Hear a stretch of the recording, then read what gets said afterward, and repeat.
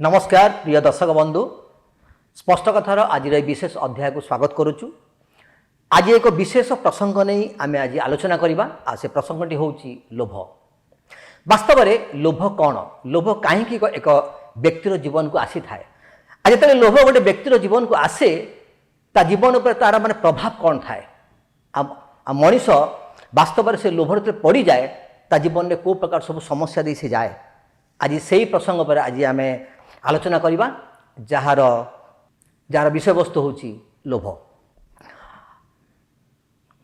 आज मो सहित ए स्पष्ट कथार आलोचन अंशग्रहण करने दुई जन मान अतिथि अच्छा से अतिथि मानकर आप सहित परिचय कराई दे।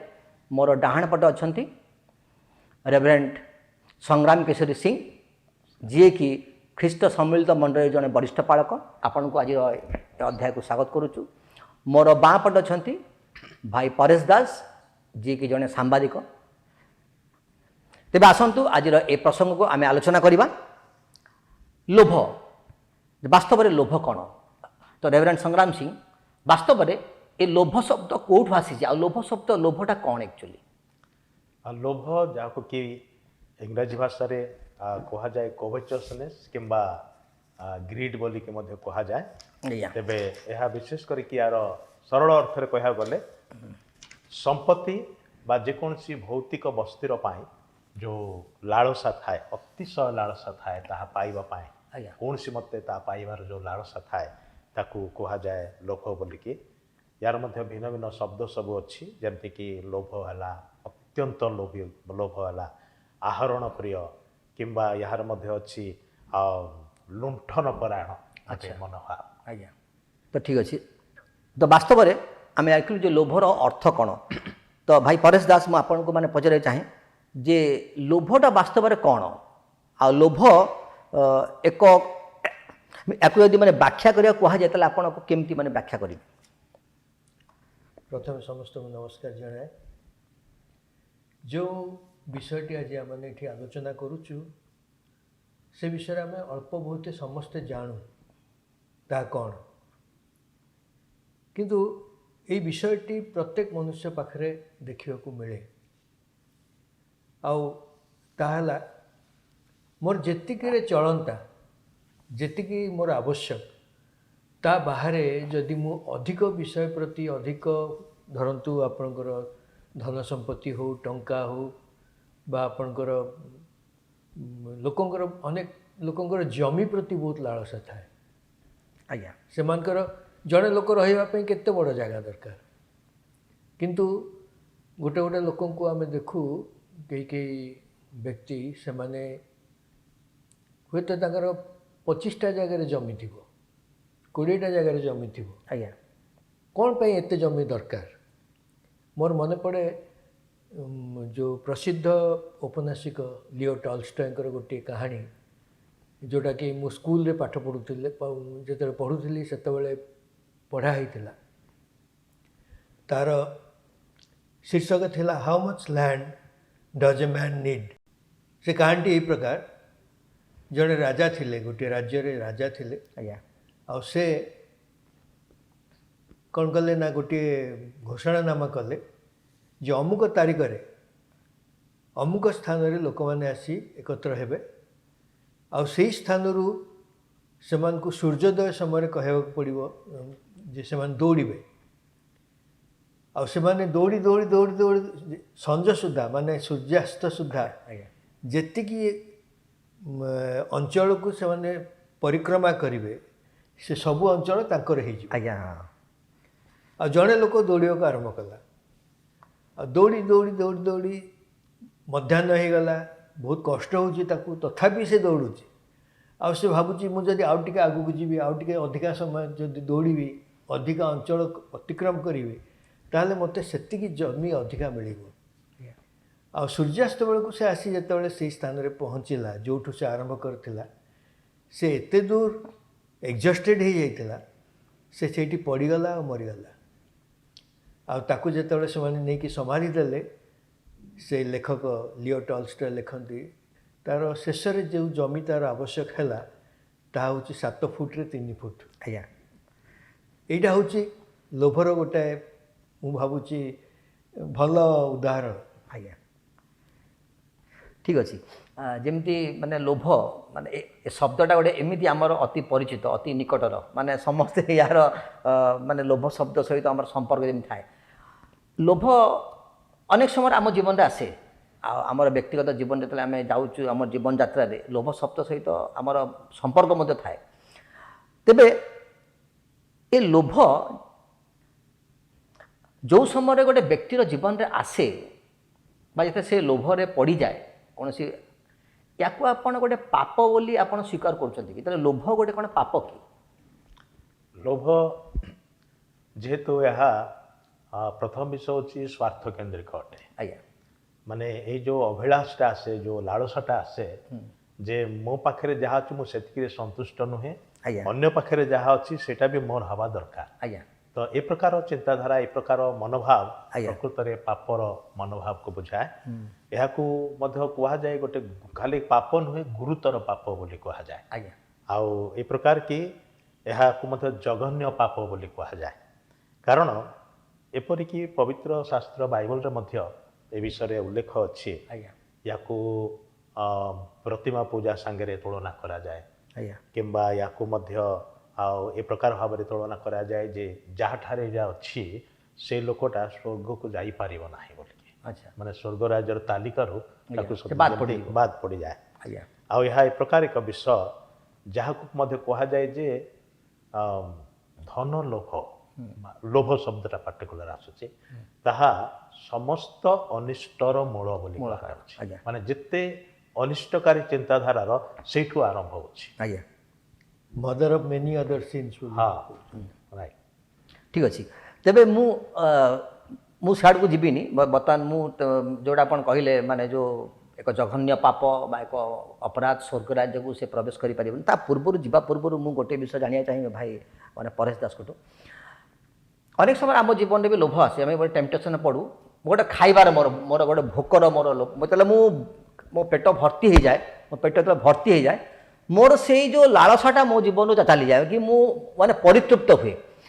ତ ଲୋଭରେ ଏମିତି କେଉଁ ବିଷୟ ସବୁ ଥାଏ ଯେ ସେ ପରିତୃପ୍ତ ହୁଅନ୍ତିନି? ଗୋଟେ ଲୋଭ ମାନେ ଯେତେ ଥିଲେ ବି ମୋର ସମ୍ପତ୍ତି ବା ଧନ ସମ୍ପତ୍ତି ଯେତେ ଥିଲେ ବି ମୋ ଜୀବନରେ ସେ ଲୋଭଟା ମୋ ଜୀବନ ଥାଏ।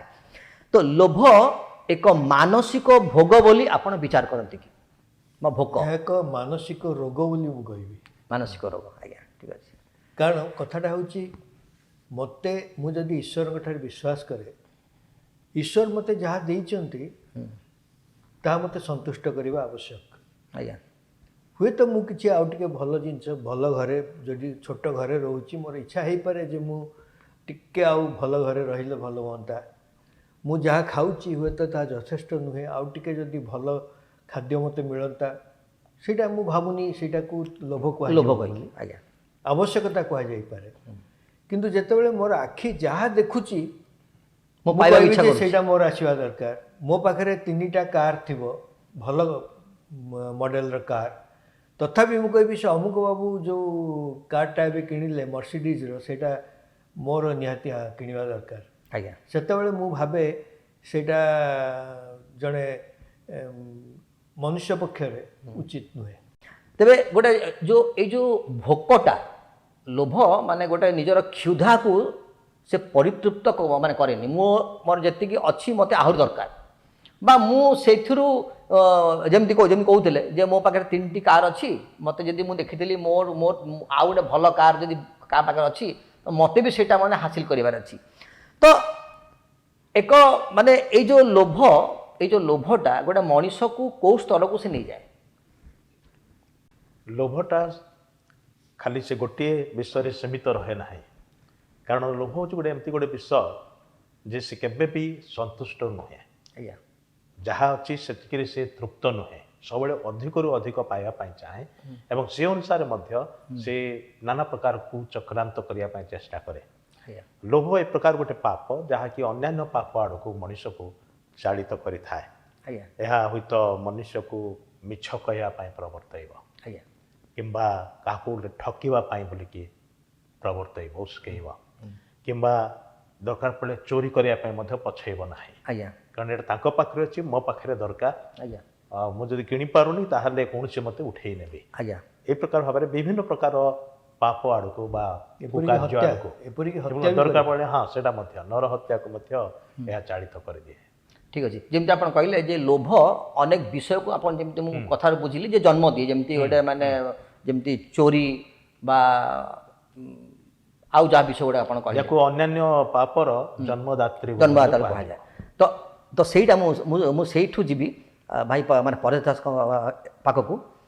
ତେ ଲୋଭକୁ ଯଦି ଆମେ ତାକୁ ଯଦି ଗୋଟେ ବ୍ୟାଖ୍ୟା କରିବା, ତ ଗୋଟେ ଲୋକ ଏଇ ଜୀବନ କାଳ ଭିତରେ ଯେତେବେଳେ ସେ ଲୋଭରେ ସେ ବଞ୍ଚେ ବା ଲୋଭ ତା ଜୀବନ ଯେତେବେଳେ ଆସେ ଲୋଭରେ ବଞ୍ଚେ, ତ ସେ ଭାବେ କି ଯେ ଜଗତଟା ହିଁ ମୋ ପାଇଁ ସବୁକିଛି, ଆଉ ଜଗତରେ ହିଁ ମୁଁ ଯାହା କିଛି ଉପାର୍ଜନ କରୁଛି ବା ଯାହା କିଛି କରିବାକୁ ଚାହୁଁଛି ଏଇ ଜଗତର ପାଇଁ ମୁଁ କରୁଛି, ଆଉ ଜଗତରେ ମୋତେ ହିଁ ରହିବାର ଅଛି।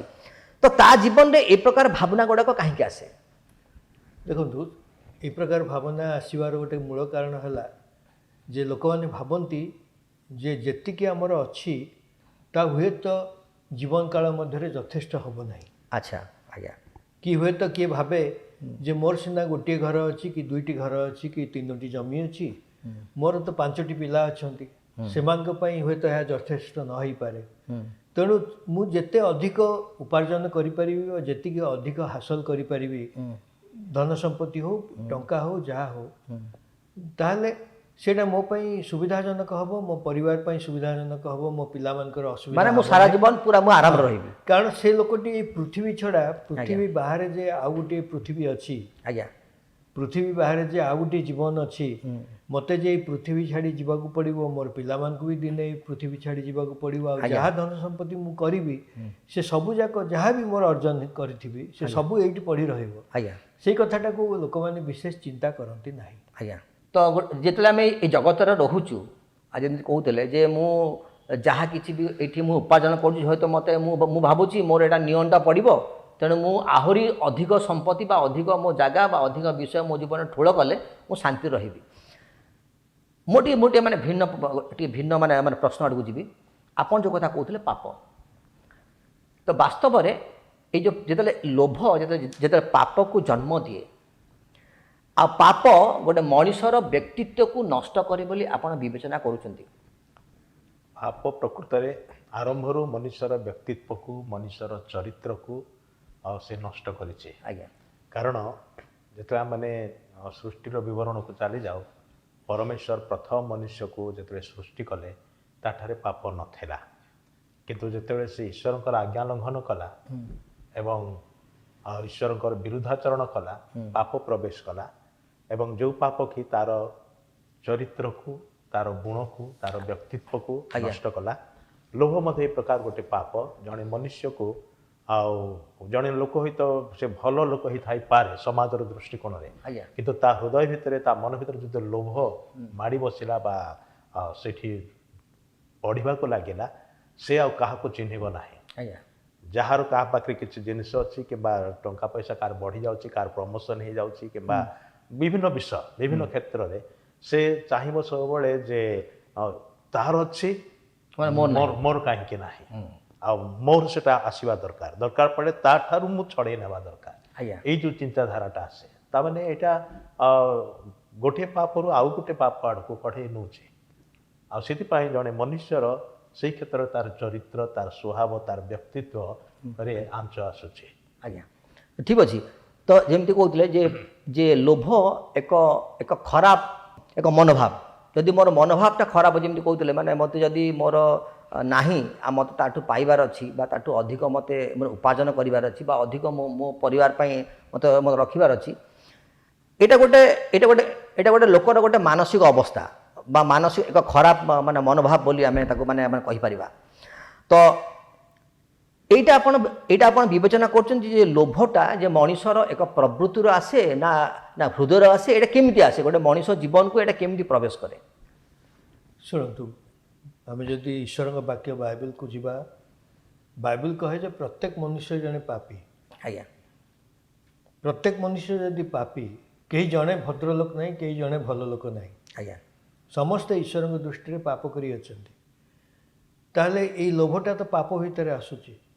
ଆଜ୍ଞା ମନୁଷ୍ୟ ହୃଦୟରେ ଲୋଭ ଜନ୍ମରୁ ଅଛି। କାରଣ ଛୋଟ ଶିଶୁକୁ ଯଦି 2 ବର୍ଷ 3 ବର୍ଷର ଶିଶୁକୁ ଦେଖିବେ, ସେ ଯଦି ଦେଖିବ ଯେ ଆଉ ଗୋଟିଏ ଶିଶୁ ଗୋଟେ ଖେଳନା ଧରି ଖେଳୁଛି, ସେ ସାଙ୍ଗେ ସାଙ୍ଗେ ଜିଦ୍ଦି କରିବ ଯେ ମୋତେ ସେଇଟା ଦିଅ, କାନ୍ଦିବ ମୋତେ ଦିଅ। ଆଜ୍ଞା ସେଇଠୁ ତ ଆରମ୍ଭ ହେଲା ଲୋଭ। ତାକୁ କିଏ କ'ଣ ସେ କେଉଁଠି ଟ୍ରେନିଂ ନେଇନି, କେହି ତାକୁ ଶିଖେଇ ନାହାନ୍ତି। ଆଜ୍ଞା କିନ୍ତୁ ସେଇ ଶିଶୁ ମନରେ ଚିନ୍ତାଟା ଆସିଲା କାହିଁକି? ଆଜ୍ଞା ଶିଶୁ ମନରେ ଯେଉଁ ଚିନ୍ତା ଆସୁଛି, ଜଣେ ବୟସ୍କ ଲୋକ ମନରେ ବି ସେଇ ଚିନ୍ତା ଅଛି। ଆଜ୍ଞା ଆଜି ଯଦି ରାସ୍ତାରେ ମହିଳାମାନେ ଅସୁରକ୍ଷିତ, ତାର ଅର୍ଥ କ'ଣ? ଆଜ୍ଞା ସେଇ ଝିଅଟି ମୋର ଦରକାର, ଲୋଭ। ସେଇଟା ବି ଲୋଭ। ଆଜ୍ଞା ଯଦି ଆମେ ସମାଜରେ ଆଜି ଏତେ ପ୍ରକାରର ସମସ୍ୟା ଦେଖୁଛୁ, ଏତେ ବିଶୃଙ୍ଖଳିତ ଆଚରଣ ଦେଖୁଛୁ ଲୋକଙ୍କ ଭିତରେ, ସେଥିରେ ବି ଲୋଭ ଅଛି ତା ଭିତରେ। ଆଜ୍ଞା ଯଦି ମୁଁ ଲୋଭ ନ କରନ୍ତି, ମୋର ନିଜର ସ୍ତ୍ରୀ ଥାଉ ଥାଉ ମୁଁ ଆଉ ଜଣେ ଝିଅକୁ କାହିଁକି ଲୋଭ କରିବାକୁ ଯିବି? ଆଜ୍ଞା କିମ୍ବା ମୁଁ ଯଦି ଜାଣୁଛି ସେ ଝିଅଟି ଆଉ କାହାର ଝିଅ କି ଆଉ କାହାର ସ୍ତ୍ରୀ, ମୁଁ କାହିଁକି ସେପଟକୁ ଚିନ୍ତା କରିବି? ଆଜ୍ଞା ସେଇଟା ବି ଲୋଭରେ ଆସୁଛି। ଠିକ୍ ଅଛି। ଯେମିତି ଅନେକ ସମୟରେ ଲୋକମାନେ କୁହନ୍ତି ଯେ ଲୋକର ଜୀବନର ପରିସ୍ଥିତି ମଧ୍ୟରେ ସେ ଯେତେବେଳେ ଯାଏ, ହୁଏତ ଅନେକ ସମୟରେ ସେ ଲୋଭରେ ସେ ପଡ଼ିଯାଏ ବା ଟେମ୍ପଟେସନରେ ପଡ଼ିଯାଏ। ତ ପରିସ୍ଥିତି, କୌଣସି ପରିସ୍ଥିତି ମଣିଷକୁ ଲୋଭରେ ପଡ଼ିବା ପାଇଁ ବାଧ୍ୟ କରେ ନା ଲୋଭଟା ବାସ୍ତବରେ ଯେମିତି କହୁଥିଲି ଯେ ହୃଦୟ ମଧ୍ୟରେ ଥାଏ, ସେଇଟା ବାହାରି ଆସେ? ଗୋଟେ ଗଛ ସାନ ଥିଲା ବେଳକୁ କେଉଁ ଗଛ ହୁଏତ ଜଣାପଡ଼େ ନାହିଁ। ଆଜ୍ଞା ଯେତେଟା ବଢ଼େ ଆଉ ଯଦି କିଏ ଜାଣିପାରନ୍ତି କି ଗଛ ହେଇଥିବ, ଆଜ୍ଞା କି ଯେତେବେଳେ ଫଳ ଫଳିବାକୁ ଲାଗେ, ସେତେବେଳେ ଜଣାପଡ଼େ ଯେ ଏଇଟା ଏଇ ଗଛଟା। ଆଜ୍ଞା ତ ସେମିତି ଯେମିତି ଭାଇ କହିଲେ, ପରେଶ ଭାଇ କହିଲେ ଯେ ପ୍ରତ୍ୟେକ ମନୁଷ୍ୟ ହେଉଛନ୍ତି ପାପୀ। ଆଜ୍ଞା ପାପର ସ୍ୱଭାବଟା ଭିତରେ ଅଛି। ମଣିଷ ଯେତେ ବଢ଼ିକି ଯାଉଛି ସେଟା ପ୍ରତିଫଳିତ ହେଉଛି, ସେ ଫଳ ଫଳୁଛି। ସେଥିପାଇଁ ଏଇଟା ବାହାରୁ ପଶି ଆସିଲା ତାହା ନୁହେଁ, ଏଇଟା ଭିତରେ ଅଛି, ଯେଉଁଟାକି ବାହାରେ ଫଳିକି ଦେଖାଯାଉଛି। ଆଜ୍ଞା ସେଥିପାଇଁ ଲୋଭ ମଧ୍ୟ ଗୋଟେ ସେମିତି ବିଷ। ଏବେ ଦେଖନ୍ତୁ, ଲୋଭ ଗୋଟେ ଏମିତି ବିଷ ଯେ ଊଣା କି ଅଧିକ ଭାବରେ ପ୍ରାୟ ସମସ୍ତଙ୍କ ଠାରେ ଜୀବନଟା ଅଛି। ନିଶ୍ଚୟ ଅଛି। ଏଇଟା କେହି ଜଣେ କହିବନି ଯେ ମୋ ପାଖରେ ବିଲକୁଲ ଲୋଭ ନାହିଁ। ହୁଏତ ବଡ଼ ଆକାରରେ ନାହିଁ, କିନ୍ତୁ ଛୋଟ ଆକାରରେ ବି ଥାଇପାରେ। ନାଇଁ, ଅନେକ ସମୟରେ ଖାଇବାର ଲୋଭ ମୋତେ ଥାଏ। ଧରନ୍ତୁ ମୋତେ ରସଗୋଲା କି କ'ଣ ଖାଇବାର ଇଚ୍ଛା ଅଛି, ଆଉ ମୁଁ ଦେଖୁଛି ମୋ ସାମ୍ନାରେ ଥୁଆ ହେଇଛି, ମୁଁ ଖାଇପାରୁନି, ସେଇଟା ମୁଁ ଲୋଭ କରୁଛି। ତ ସେଇ ଲୋଭ ଆଉ ଯେଉଁଟା ଆପଣ କହୁଥିଲେ ଯେମିତି ମାନେ କାହାର ସମ୍ପତ୍ତି ଦେଖିକି, କାହାର ଗାଡ଼ି ଦେଖିକି ମୁଁ ଲୋଭ କରିବା, ଏ ଲୋଭ ଭିତରେ ଆପଣ ପାର୍ଥକ୍ୟ କ'ଣ ଦେଖୁଛନ୍ତି? ପାର୍ଥକ୍ୟ ଖାଲି ଏତିକି ହେବ ଯେ ଏଇଟା ବି ସେ ଲୋଭ, ସେଇଟା ବି ଲୋଭ ହିଁ। ଲୋଭ ମାନେ ଲୋଭ, ବିଷ ଏତିକି ହଉ କିମ୍ବା ଏତେ ବେଶୀ ହଉ, ବିଷ ହେଉଛି ନାଇଁ, ମୋର କହିବାର ଥିଲା, ଧରନ୍ତୁ ମୋ ଆଗରେ ଖାଇବା ଜିନିଷ ଥୁଆ ହେଇଛି ଆଉ ମୋ ଭିତରେ ଲୋଭଟା ଆସୁଛି, ଏଇଟା ଗୋଟେ ପାପ ହେଇପାରେ କି? ନିଶ୍ଚୟ ହେବ।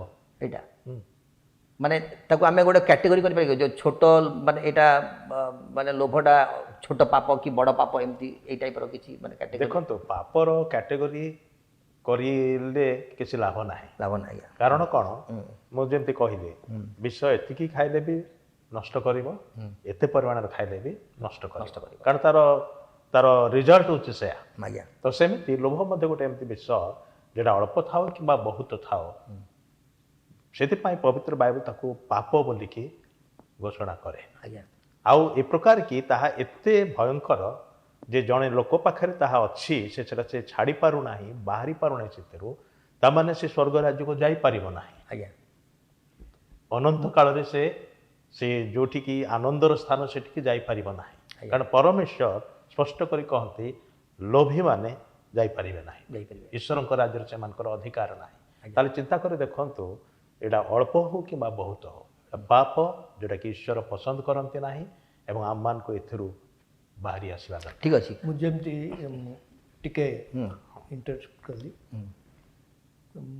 ରେଭରେଣ୍ଡ ସିଂ ଯେପରି କହିଲେ ପାପଟା ଏଇ ଯେଉଁ ଲୋଭ ହଉ ବା ଯେକୌଣସି ପାପ ହଉ ସେଇଟା ଆମ ଭିତରେ ଥାଏ ଆଜ୍ଞା ସେଇଟା ଆମେ କେଉଁଠୁ ଆକ୍ୱାର କରୁନୁ ଯେମିତି ଦେଖନ୍ତୁ ଅନେକ ପ୍ରକାର ରୋଗ ଅଛି ବର୍ତ୍ତମାନ କୋଭିଡ-19 ପାଇଁ ଆମେ ସମସ୍ତେ ଭୟଭୀତ କାହିଁକିନା ସେଇଟା ଡିଏଁ ଆଜ୍ଞା ଯଦି ମୋତେ ହେଇଛି ତାହେଲେ ହୁଏତ ଆପଣ ମୋ ପାଖରେ ମୁଁ ବସିଛି ଆପଣଙ୍କୁ ଡେଇପାରେ ଆଜ୍ଞା କିନ୍ତୁ କ୍ୟାନ୍ସର ଗୋଟେ ରୋଗ ସେଇଟା କାହାକୁ ଡିଏ ନାହିଁ ଆଜ୍ଞା ସେ ରୋଗ ପ୍ରତ୍ୟେକ ମନୁଷ୍ୟ ଭିତରେ କ୍ୟାନ୍ସରର ସମ୍ଭାବନା ରହିଛି କାହିଁକିନା ଆମ ଶରୀର ଭିତରେ ଯେତେ ସେଲ୍ସ ରହିଛି ସବୁ କୋଷ ସବୁ ରହିଛି ସେ କୋଷ ଭିତରୁ ଗୋଟିଏ କୋଷ ହଠାତ୍ ସେ ବିଭାଜିତ ହେବାକୁ ଆରମ୍ଭ କରେ ଆଜ୍ଞା ଆଉ ଏତେ ଶୀଘ୍ର ଶୀଘ୍ର ତା ବିଭାଜିତ ହୁଏ ଯାହାକି ପରବର୍ତ୍ତୀ କାଳରେ କ୍ୟାନ୍ସରରେ ପରିଣତ ହୁଏ ଆଜ୍ଞା ସେଇଟା କାହାଠୁ ନିଏ ନାହିଁ ମୋ ପାଖରେ ଥାଏ ସେଇଟା ବିକଶିତ ହୁଏ ଆଜ୍ଞା ତେବେ ଗୋଟେ ଆମେ ଗୋଟେ ଛୋଟ ବ୍ରେକ୍ ନେଇଯିବା ବ୍ରେକ୍ ପରେ ପୁଣି ଏ କାର୍ଯ୍ୟକ୍ରମକୁ ଆମେ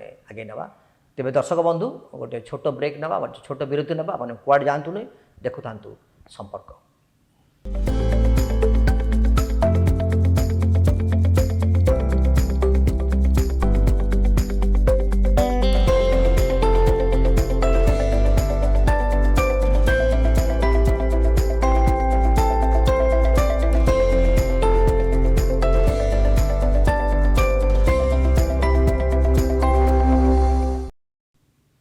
ବ୍ରେକ୍ ପରେ ପୁଣି ଆପଣଙ୍କୁ ସ୍ୱାଗତ କରୁଛୁ ଆମର ଏ ବିଶେଷ କାର୍ଯ୍ୟକ୍ରମ ସ୍ପଷ୍ଟ କଥା ଆଜିର ପ୍ରସଙ୍ଗ ଏକ ବିଶେଷ ମାନେ ପ୍ରସଙ୍ଗ ନେଇ ଆମେ ଆଲୋଚନା କରୁଛୁ ତାହା ହେଉଛି ଲୋଭ ବ୍ରେକ୍କୁ ଯିବା ପୂର୍ବରୁ ଯେମିତି ଆପଣ କହୁଥିଲେ ଯେମିତି ମୁଁ ଗୋଟେ ଏକ୍ଜାମ୍ପଲ୍ ଦେଉଥିଲି ଯେ ଛୋଟ ପାପ ବଡ଼ ପାପ ବା ଛୋଟ ଲୋଭ ବଡ଼ ଲୋଭ ଲୋଭ ଏବଂ ଅତିଶୟ ଲୋଭ ମଧ୍ୟରେ ଗୋଟେ ପାର୍ଥକ୍ୟ କ'ଣ ଆପଣ କ'ଣ ଦେଖୁଛନ୍ତି ଲୋଭ ଏବଂ ଅତିଶୟ ଲୋଭ ଲୋକ କହନ୍ତି ଅତିଶୟ ଲୋଭ ତାର ଅଛି ଛୋଟ ଲୋଭ ତାର ଅଛି ମାନେ ଛୋଟ ବିଷୟ ପ୍ରତି ଲୋଭ ଅଛି ଅତିଶୟ ଲୋଭ ଏ ଭିତରେ ଗୋଟେ ପାର୍ଥକ୍ୟ ଆପଣ କ'ଣ ଦେଖୁଛନ୍ତି ଶୁଣନ୍ତୁ ଯେମିତି ଆପଣ ଅଳ୍ପ ସମୟ ଆଗରୁ କହୁଥିଲେ ଯେ ରସଗୋଲା କଥା ଆଜ୍ଞା ରସଗୋଲା ଖାଇବାକୁ ଯଦି ମୋତେ ଭଲ ଲାଗେ ଆଉ ମୁଁ ଦେଖୁଛି ଯେ ଦୋକାନରେ ରସଗୋଲା ରଖା ହେଇଛି କାଚ ଭିତରେ ମୋର ଇଚ୍ଛା ହେଉଛି ଖାଇବା ପାଇଁ କିନ୍ତୁ ମୋ ପାଖରେ ହୁଏତ କିଣିବା ପାଇଁ ଟଙ୍କା ନଥାଇପାରେ ମୁଁ ଇଚ୍ଛା କଲି ଖାଇବାକୁ କିନ୍ତୁ ସେ ଇଚ୍ଛାଟାକୁ କେତେ ଦୂର ଅବଶ୍ୟ ଲୋଭ କୁହାଯିବ ମୁଁ ଜାଣିନି ଖାଇବାର ଇଚ୍ଛାଟା ହୁଏତ ଟିକେ ଅଲଗା ହେଇପାରେ ଆଜ୍ଞା କିନ୍ତୁ ମୁଁ ଯଦି ଅନ୍ୟ କିଛି ବିଷୟ ଯେ ଅମୁକ ଭାଇଙ୍କର ମୋର ଉପର ଭାଇଙ୍କର ଯେଉଁ ଦୁଇଟା ଘର ଅଛି ତା ଭିତରୁ ଗୋଟେ ଘର ମୋତେ ଯେମିତି ହେଲେ ନେବାକୁ ହେବ ଆଜ୍ଞା ଯାହା ବି ହେଇଯାଉ ସେଥିପାଇଁ ପରିବାର ଘଟେ ହଁ ଯେଉଁ ଦରକାର ପଡ଼ିଲେ ରକ୍ତପାତ ହେବାର ହେଇଯାଏ ଚଳିଯାଏ ଆଜ୍ଞା ଯାହା କିଛି ହେଲେ ବି ମୋତେ ସେ ଘରଟା ଦରକାର ଆଜ୍ଞା ଯଦି ସେଇଟା ମୁଁ ଚିନ୍ତା କରିବି ତାହେଲେ ସେଇଟା ଅତିଶୟ ଲୋଭରେ ଯିବ ଠିକ୍ ଏଇ ଯେଉଁ ରସଗୋଲା ଖାଇବା କଥାଟା ହୁଏତ ମୁଁ ଅଧଘଣ୍ଟା ପରେ ଭୁଲି ଯାଇପାରେ ଆଜ୍ଞା କିନ୍ତୁ ଅନ୍ୟ କଥାଟା ଭୁଲିବିନି ଭୁଲିବିନି ଠିକ୍ ଅଛି ଯେମିତି ଯେମିତି କହୁଥିଲେ ଗୋଟେ ପରିବାର କଥା ଏକ୍ଜାମ୍ପଲ୍ ଦେଉଥିଲେ ଆଉ ସେ ପରିବାର କଥାକୁ ମୁଁ ଆପଣ ନେଇଯିବି ଅନେକ ସମୟରେ ଦେଖାଯାଏ ଯେ ପରିବାରରେ ଧରନ୍ତୁ ଦୁଇ ଭାଇ କି ଭାଇ ଭଉଣୀମାନେ ଯେତେବେଳେ ଏକାଠି ରୁହନ୍ତି ଆଉ ବାପା ମାଆଙ୍କ ଅନ୍ତେ ଯେତେବେଳେ ତାଙ୍କ ଭିତରେ ଯେତେବେଳେ ସମ୍ପତ୍ତିକୁ ନେଇକି ଭାଗ ବଣ୍ଟା ହୁଏ ଅନେକ ସମୟରେ ଏଇ ଯେଉଁ ଲୋଭ କଥାଟି ଆସେ ମାନେ ଯେ ଟଙ୍କା ପଇସା ଧନ ସମ୍ପତ୍ତି ଲୋଭ କଥାଟି ଆସେ ଆଉ ଜଗତର ସ୍ୱଭାବ ଆମେ ଦେଖୁଛୁ ପ୍ରାୟ ଏଇଟା ଗୋଟେ ମାନେ ଧରି ନିଆଯାଇଛି ମାନେ ସବୁ ପରିବାରରେ ଉଣା ଅଧିକ ଅଛି ଏଇଟା ଆଉ ଲୋଭରେ ସମସ୍ତେ ପଡ଼ିଛନ୍ତି ଯଦି କେହି କହିବ ମୋ ଲୋଭ ନାହିଁ ତାହେଲେ ମୁଁ ବୋଧେ ଭାବୁଛି ଏଇଟା ମିଛ କହୁଛୁ ତ ଅନେକ ପରିବାରରେ ଦେଖାଯାଏ ଏଇ ପ୍ରକାର ଯେଉଁ ମାନେ ସେମାନେ ମାନେ ପରସ୍ପର ଭିତରେ ଯେଉଁ ତିକ୍ତ ମନୋଭାବଟା ଗୋଟେ ପରିବାର ଆସେ ତ ଲୋଭ ଗୋଟେ ପରିବାରକୁ ମାନେ ଯେମିତି ମୁଁ କହୁଥିଲି ଯେମିତି